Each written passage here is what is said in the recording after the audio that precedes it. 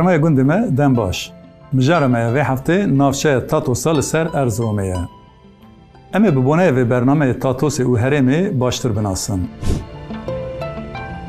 تاتوس آنگو بناوه کیدن تکمان جبیس نافچین ارزرومه یکه. ناوبرا تاتوس او ارزرومه 71 کیلومتره. نفوس نافچه لگور هجمارتنا سال 2023 23686 کسان پیکته. فراهی اردنگاری نافچه 10200 کیلومتر قاره جاست آوه 1920 متر بلندتره. دو ناحیه، یک باجاروک، 69 گند و 23 مزرعه وی هنه. جوان گندان 8 کردین علوینه و بزاراوه کرمانچکی دا آخوان.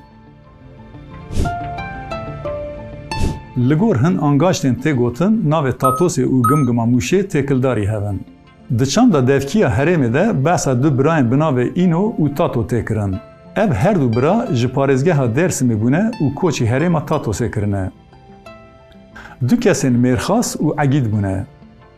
اب هر دو میرخاصین مجارا بحثه مزنین عشیرا وارتانن. وارتانیین کو جناوی وان وارتو هاتیه چکرن دمکه لگمگمه بجید بن و ناوی خوددن نافچه نویه اینو و تاتو. ده چاوکانیین دیروکی ده بحثا مالباته که بناوی تاتوس تکرن کو لریزه بجی کرینه. ده همان دمه ده بناوی گولین تاتوسه لریزه گول جی هنه.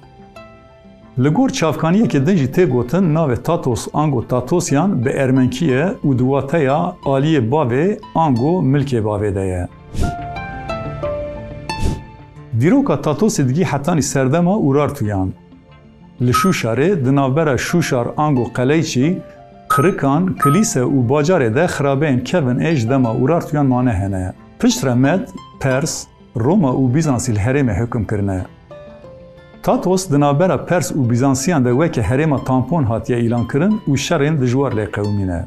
هری داوی به هاتنا عربان را بره هرم هاتیه اسلامیزه کرن و ده سال 1517 ده رادستی عثمانیان هاتیه کرن. اف جی نشانه به تعاملی عثمانیان آلهمبری هبون و باوریا گلانه. دقیقاً سال 1535 و 1641 ده تاتوس لسر پارزگاه ارزروم خویات که کو جدونزده پارزگاه هم باکور کردستان یکه. لباکور کردستان تاوی ارزروم پارزگاه هم بناو کوچگری، درسم، آمد، سرحد، خرزان، بوتان، نورحق، برفرات، زاگروس، مردین و آمانوس 12 پارزگاه هنه. لگوری قید سال 1836 و سالنامه سال 1864 نافچه سر ارزروم خویات که. حتی سال 1946 وکه گند لسر خنوس بیه و ده همان سال ده ستاتوی نافچه گرتیه. خوی تاتوس یا خوزایی بناوو دنگه. جبو جیه خوی لیه لتاتوس کارا خوی و کوارا خوی ده بیجن. لحرم بناو حمزان و مامان دو چرموگ هنه. اف چرموگ خودی تایبتین به کربونات، کلورور، سودیوم، کربون دی اکسید و رادیواکتیون. چرموگ جبو سرشوکی و آوخوارن جی ایداله. شکفت تاتوس لگنده خلای جیه. شکفت جد شاغورن مزن پکته. شکفت دوتاقه. درکتن وتاقه جور به هلکشین درنجه آنگو نردوان پیکانه. شکفتن بوی رنگی لکردستان لحرم زناری گلک هنه. لتاتوس پیروزگه هم بناو گل بابا، کورسپی، حوری بابا، عرب دده، چیچکلی، گوک بابا و چلسواران هنه.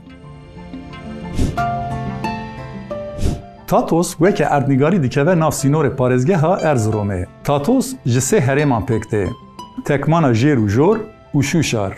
نافچه جباکور و به ارزروم، جباشور روجلات و به پارسین آنگو حسن قله، جروجلات و به گوکسی آنگو قره یازیوه، جباشور و به خنوس، جباشور روجاوا و به گمگم و کانی رشه، و جروجاوا و به اوخله و همسینوره. لسرانسر نافچه زوزان، کانی و مرا هنه.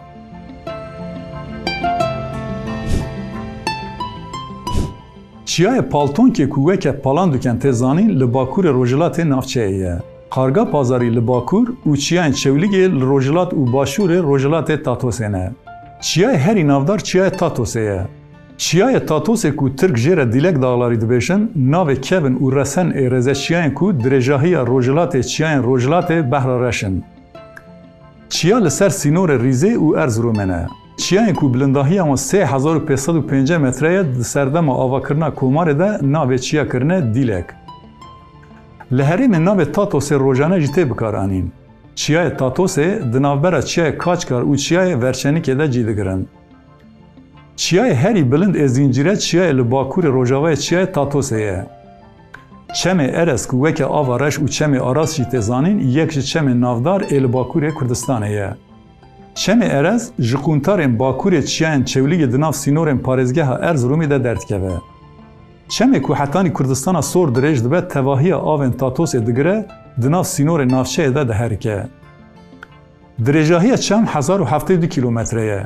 Çem bi çemê Kur re dibe yek û diherike deryaya Qewzînê. Çemê ku hemû avên deşta Tatosê kom dike, li rojhilatê çiyayên Saqal Tutanê di nava Hewzaya Bakur da diherike. Piştî ku di navbera çiyayên Saqal Tutan û çiyayê Topçiyê de ji darbenda Mecîtliyê Kur û Asêyê derbas dibe, ber bi deşta Hesenqelayê dadikeve. Li vir çemê Hesenqele ku ava Hewzaya Pasîna Jorîn berhev dike, ber bi Bakur rojhilat ve diherike û ji sînorên bajaran derdikeve. Li başûrê Şêmûga Erzurum û Qersê di nav deştê de diherike û digîje sînorê Kurdistana sor.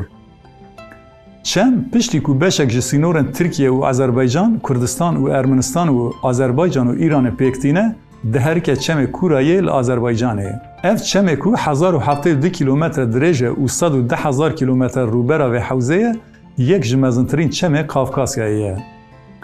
548 kilometre çem di nav sînorên Kurdistanê de ye.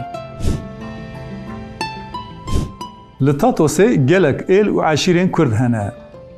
Li gundên weke Madrak, Kuna Rovî, Goma Husên Axa û Dirbo, endamên eşîra Zirkî hene.